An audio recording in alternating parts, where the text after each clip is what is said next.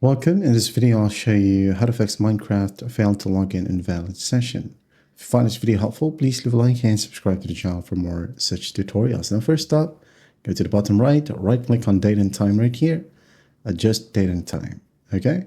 Now that once done, go ahead over to location settings right here and enable location services. Okay. Now that once done, go ahead and click on let apps access your location. Now go ahead and go back. Then in here, enable set time zone automatically and set time automatically. Okay, and then once that's done, click on sync now. Wait a bit, and then close this one. Open up your launcher and check if it helps. Now, if that still won't work, go ahead over to the top, click on your profile right here, and then just log out. Okay, once logged out, just sign back in. All right. Now, if that still won't work, again, you're going to want to make sure that you are using the correct account that owns the game. Also, if you have VPNs or proxy, disable it. All right. And lastly here, if all else fails, a simple restart will help fix the issue.